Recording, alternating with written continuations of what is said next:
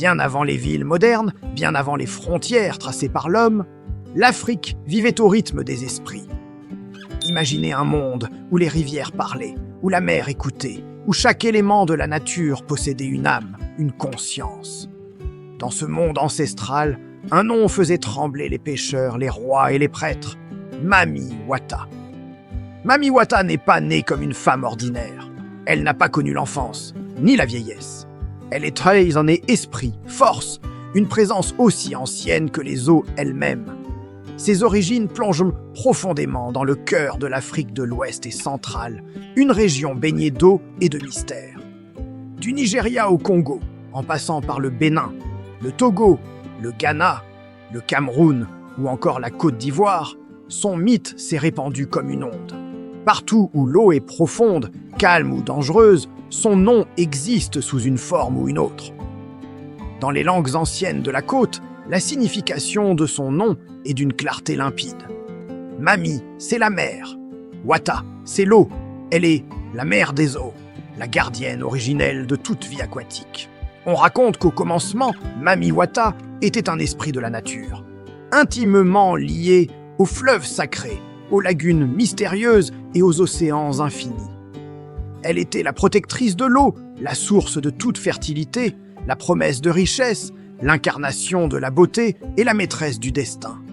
Elle n'était pas simplement une divinité, elle était l'eau elle-même. Comment la reconnaître?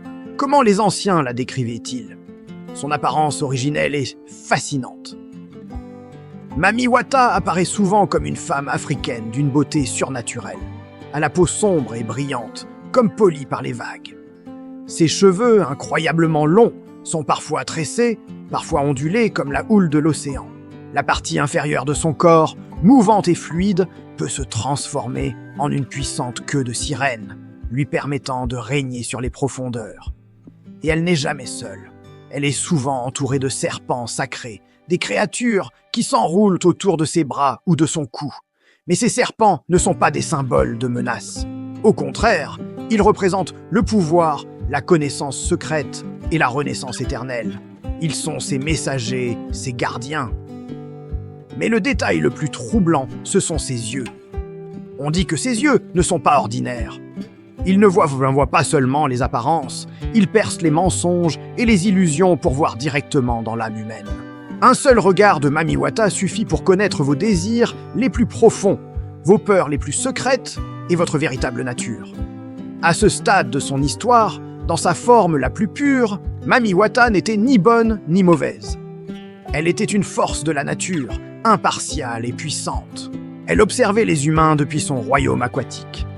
Elle choisissait ceux qui méritaient ses faveurs et ceux qui méritaient sa colère. Elle incarnait l'équilibre parfait de la nature, capable de donner la vie en abondance, mais aussi de la reprendre en un instant. Elle était crainte et respectée. Les pêcheurs lui laissaient des offrandes avant de prendre la mer, espérant une pêche miraculeuse et une traversée sans danger. Les femmes qui désiraient un enfant venaient en prier sur les berges des rivières sacrées, implorant sa bénédiction. Les rois eux-mêmes cherchaient sa sagesse pour gouverner avec justice et prospérité. Elle était une force primordiale, un pilier de l'ordre cosmique. Mais tout a changé, l'équilibre a été rompu. Tout a basculé le jour où les hommes ont commencé à la désirer, non plus seulement pour ses dons, mais pour elle-même. Leur convoitise, leur ambition et leur peur allaient transformer à jamais le visage de la mère des eaux, Shikra. Le mythe était sur le point de prendre une nouvelle dimension, plus complexe, plus sombre et infiniment plus captivante. L'histoire de Mami Wata ne faisait que commencer. Saviez-vous que les premiers Jiku à parler d'elle étaient Chiasto les pêcheurs? Sur toute la côte africaine, des histoires incroyables circulaient, murmurées le soir au coin du feu. Imaginez-vous un instant, vous êtes un pêcheur, seul sur votre pirogue, au milieu de l'immensité de l'océan. Le soleil tape, le silence n'est brisé que par le clapotis des vagues. Et soudain, vous la voyez. Assise sur un rocher isolé, une femme d'une beauté surnaturelle. Ses longs cheveux noirs cascadent sur ses épaules, et elle les peigne lentement, avec une grâce infinie. Et puis, elle se met à chanter, une mélodie envoûtante, qui semble s'infiltrer directement dans votre âme, une mélodie impossible à oublier. Son chant vous hypnotise, Et vous ne pouvez détacher votre regard d'elle. C'est à cet instant précis que tout bascule. Car celui qui croisait le regard de Mami Wata n'était plus jamais le même. Ce regard, c'était le début d'une transformation, souvent radicale. Beaucoup d'hommes, séduits par sa beauté et son chant, ont tout simplement disparu en mer. Leurs barques étaient retrouvées vides ou jamais retrouvées. Les familles pleuraient un père, un mari, un fils, engloutis par les flots. C'est l'explication la plus simple, la plus rationnelle. Mais ce n'est pas toute l'histoire, car certains de ces disparus sont revenus.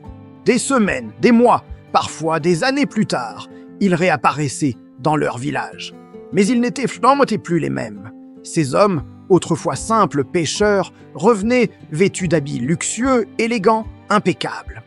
Ils étaient devenus incroyablement riches, sans que personne ne puisse expliquer comment. Mais cette richesse avait un prix. Ils étaient devenus silencieux, distants. Leurs regards étaient vides, comme s'ils avaient laissé une partie de leur âme ailleurs. Quand on les interrogeait, timidement d'abord, puis avec plus d'insistance, leur réponse était toujours la même, aussi folle qu'elle puisse paraître. Ils affirmaient avoir été emmenés sous l'eau, dans un royaume caché, un monde parallèle dont seule Mami Wata connaissait l'entrée. Le royaume de Mami Wata. Leur description était à couper le souffle. Ils parlaient d'un palais sous-marin d'une beauté inimaginable, baigné d'une lumière douce et irréelle qui ne venait d'aucune source connue. Un monde où l'or, les diamants et les pierres précieuses jonchèrent le sol comme de vulgaires cailloux. Les murs étaient ornés des plus beaux bijoux, les salles remplies de tissus précieux aux couleurs chatoyantes. C'était un paradis de richesse et de splendeur, un lieu où tous les désirs matériels semblaient pouvoir être comblés. Mais ce paradis avait ses règles, des lois strictes, immuables, édictées par la reine des lieux elle-même. Et quiconque voulait profiter de ces largesses devait s'y plier sans discuter. C'est là que le véritable marché était proposé. Et c'est un point crucial pour comprendre le mythe de Mami Wata. Elle ne force jamais personne. Elle n'est pas un monstre qui capture les hommes contre leur gré. Non. Elle est bien plus subtile, bien plus puissante que ça. Elle propose. Elle vous montre un aperçu de son monde, de ses richesses, du pouvoir qu'elle peut vous offrir. Elle vous fait miroiter une vie que vous n'auriez jamais pu imaginer. Elle offre la richesse, bien sûr, une fortune capable de transformer un simple pêcheur en roi. Elle offre le succès dans les affaires, dans l'art, dans tout ce que vous entreprenez. Elle peut même offrir la beauté physique, un charisme irrésistible, un pouvoir de séduction sans égal. Elle peut vous accorder une chance exceptionnelle, vous faire gagner à tous les jeux, vous protéger de tous les dangers. Elle vous tend la main et vous dit « Tout ceci peut être à toi, il te suffit de l'accepter. » Qui pourrait refuser une telle offre? Mais comme dans tout pacte, il y a des contreparties. Rien n'est jamais gratuit, surtout pas dans le royaume de Mami Wata. En échange de ces dons fabuleux, elle exige une chose par-dessus tout, une fidélité absolue.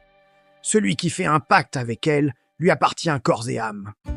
Il ne doit y avoir aucune autre femme, aucune autre divinité, aucune autre allégeance dans sa vie. Elle exige aussi le respect total des interdits qu'elle impose. Ces interdits peuvent varier d'une personne à l'autre.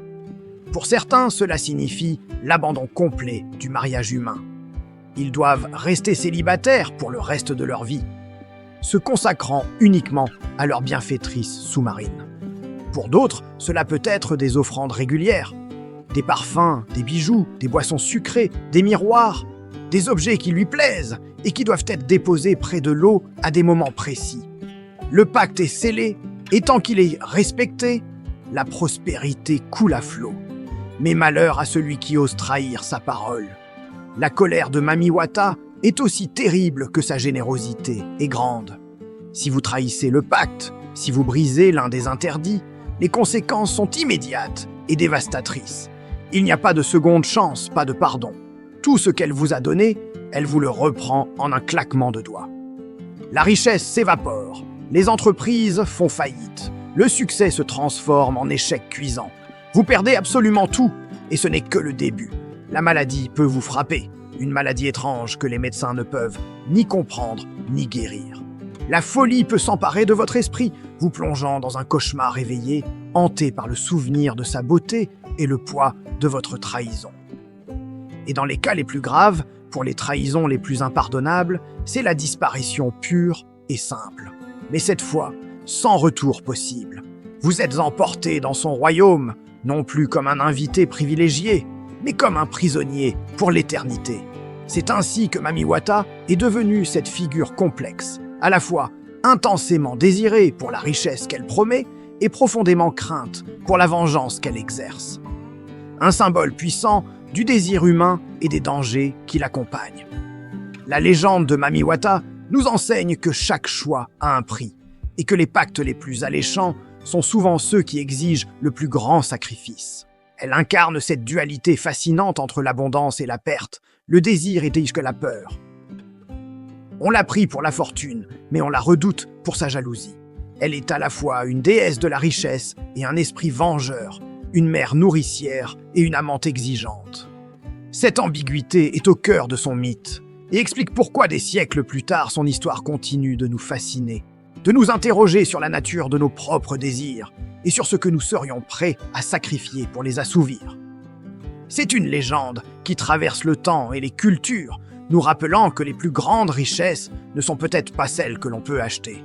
Merci d'avoir écouté cette histoire jusqu'au bout. Si ce voyage dans les mythes et légendes vous a plu, n'oubliez pas de vous abonner et d'activer la cloche pour ne rien manquer de nos prochaines explorations. À très bientôt! Au fil du temps, le culte de Mamiwata s'est développé pour devenir une pratique spirituelle majeure dans de nombreuses traditions africaines. Cette divinité, la reine des eaux, est bien plus qu'un simple mythe. Elle est au centre d'un véritable système de croyances, avec ses propres temples, ses prêtres et ses prêtresses qui lui dédient leur vie.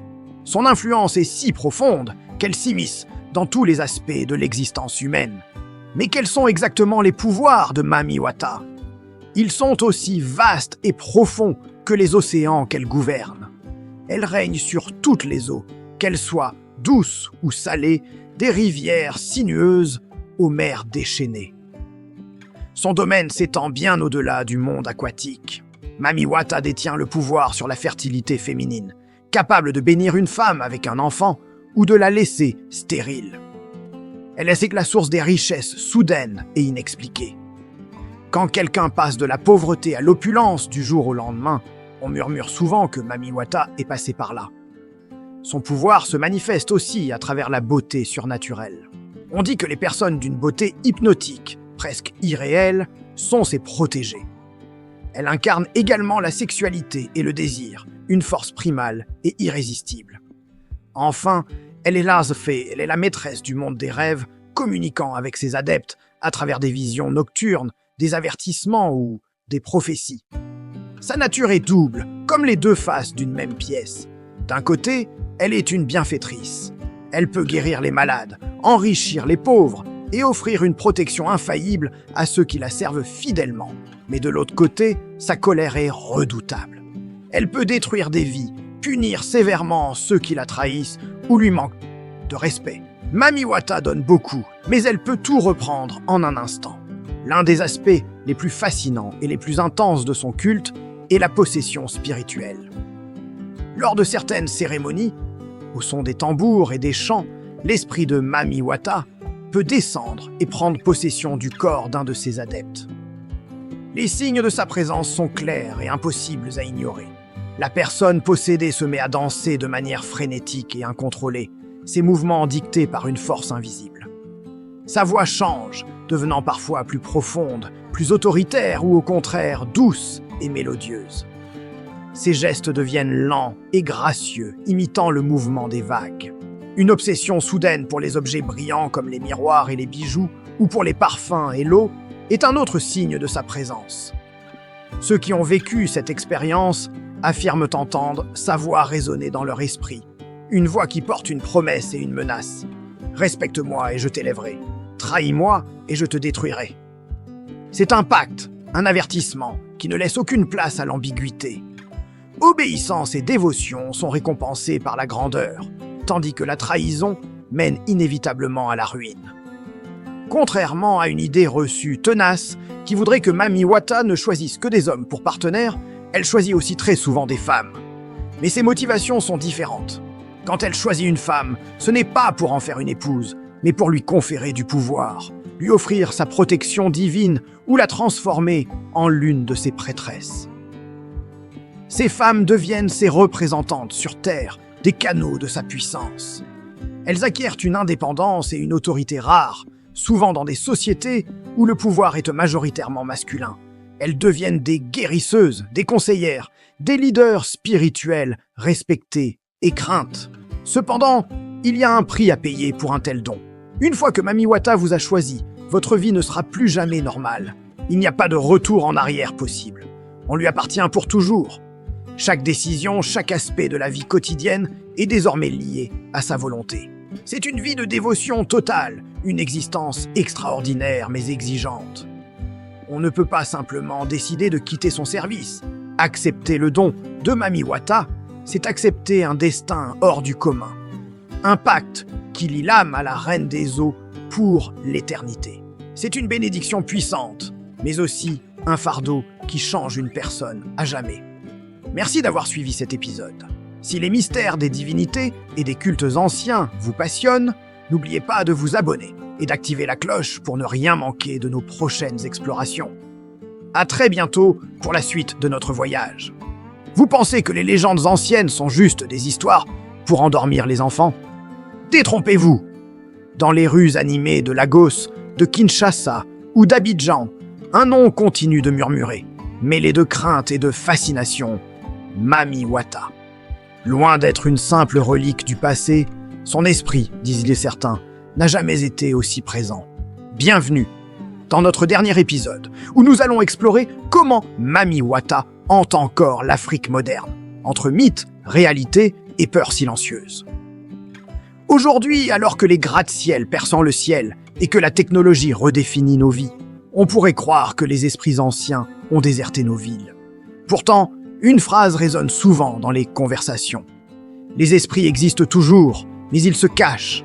Ils ne dansent plus au clair de lune dans les villages, non. Ils se sont adaptés.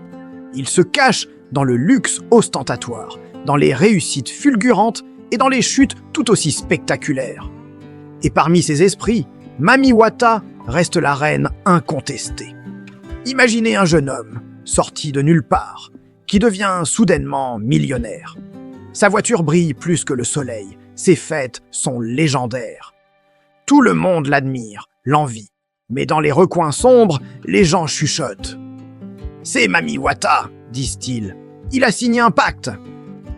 Puis un jour, aussi vite qu'il est la montée, il s'effondre, ruiné, malade, seul. Sa fortune s'est évaporée comme la brume matinale sur le fleuve. Encore une fois, le même nom revient. Mami Wata a réclamé son dû. Ces histoires ne sont pas rares, elles sont partout. Une femme d'une beauté irréelle qui ne trouve jamais de mari stable, ses prétendants disparaissant ou tombant malades. Un homme d'affaires brun, brillant qui, chaque nuit, rêve qu'il se noie, se réveillant en sueur froide, le cœur battant la chamade. Des maladies que les médecins ne peuvent expliquer, des tragédies familiales qui se répètent de génération en génération. Pour beaucoup, la main invisible de la sirène est derrière tout cela. Elle n'est plus seulement une créature des eaux profondes, elle est devenue une métaphore des succès et des échecs inexplicables de la vie urbaine. Alors, vérité ou légende? C'est là que le débat fait rage.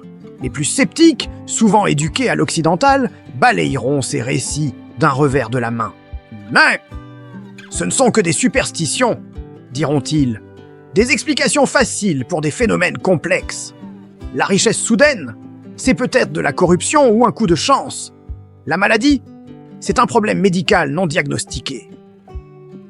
Pour eux, Mami Wata est un mythe, une construction culturelle pour donner un sens à l'injustice et au hasard de la vie. Une façon de rationaliser pourquoi certains réussissent et d'autres échouent, mais à cet argument, une réponse percutante est souvent opposée. Les mythes ne survivent pas des siècles sans raison.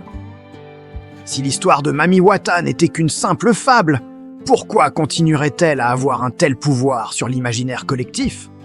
Pourquoi des personnes intelligentes, moderne et rationnelle, continuerait-elle d'y croire, ou du moins d'en avoir peur?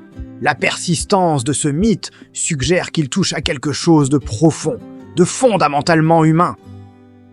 Il n'est pas juste une explication de l'inconnu, il est le reflet de nos propres ambivalences. Car c'est bien de cela qu'il s'agit. Mami Wata incarne à la perfection nos désirs les plus profonds et nos peurs les plus sombres. Elle est chez la tentation ultime. Pensez-y, elle offre la richesse, le pouvoir, la beauté, le succès. Tout ce que notre société moderne valorise au plus haut point. Qui n'a jamais rêvé d'une vie sans soucis financiers, d'être admiré et désiré? Mami Wata vous tend tout cela sur un plateau d'argent. Mais il y a un prix, toujours. Ce prix, c'est le danger des pactes invisibles. Ce n'est pas un contrat signé avec du sang comme dans les vieux contes de fées. C'est plus subtil. Le pacte avec Mami Wata, c'est sacrifier son âme, sa tranquillité d'esprit, ses relations humaines, sa fertilité, parfois même la vie d'un proche, pour des biens matériels. C'est l'idée qu'un succès trop rapide et trop grand cache forcément un compromis moral, un secret inavouable. Elle nous rappelle que rien n'est jamais vraiment gratuit. Chaque raccourci a son péage, et le péage de Mami Wata est souvent exorbitant. Sa nature est profondément double, et c'est ce qui la rend si fascinante et si terrifiante. Elle est belle, mais dangereuse. Son apparence est séduisante, presque hypnotique, mais cette beauté cache une puissance destructrice. Elle est généreuse, mais exigeante. Elle peut vous combler de cadeaux, mais elle attend en retour une loyauté absolue, une dévotion totale qui peut vous isoler du reste du monde. Enfin, elle est mère, mais destructrice. Elle est une figure maternelle, une source de vie et d'abondance comme l'eau elle-même. Mais elle peut aussi être une force dévastatrice qui engloutit tout sur son passage, laissant derrière elle le chaos et la désolation. Cette dualité, c'est le reflet de notre propre monde. L'argent est une source de confort et de liberté, mais il peut aussi corrompre et détruire. Le pouvoir peut permettre de faire le bien, mais il isole et mène souvent à la tyrannie. L'amour peut être la plus belle des choses, mais il peut aussi se transformer en jalousie et en possessivité. Mami Wata est tout cela à la fois. Elle est le miroir dans lequel se reflètent les contradictions de nos propres désirs. En fin de compte, que vous y croyez ou non, l'impact de Mami Wata sur la psyché collective est indéniable. Elle est plus qu'une simple sirène. Elle est un symbole puissant, une personnification de l'ambition, du désir et des conséquences de nos choix. Elle nous pose une question essentielle. Jusqu'où sommes-nous prêts à aller pour obtenir ce que nous voulons? Quel prix sommes-nous prêts à payer pour le succès? Mami Wata n'est pas juste une légende aquatique. Elle est le reflet de nos aspirations les plus folles et de nos peurs les plus profondes. Elle nous rappelle que chaque désir a son ombre et que les pactes les plus dangereux sont ceux que l'on fait avec soi-même. Alors je vous pose la question. Si cette nuit, dans un rêve ou au détour d'une rue déserte, elle vous apparaissait magnifique et prometteuse, si elle vous offrait la richesse, la gloire, l'amour, tout ce dont vous avez toujours rêvé, accepteriez-vous son offre? Dites-le moi en commentaire. Merci d'avoir regardé. Si cette exploration des mythes modernes vous a plu, n'oubliez pas de liker la vidéo, de vous abonner à la chaîne et d'activer la cloche pour ne rien manquer de nos prochaines aventures dans les mystères du monde. À très bientôt!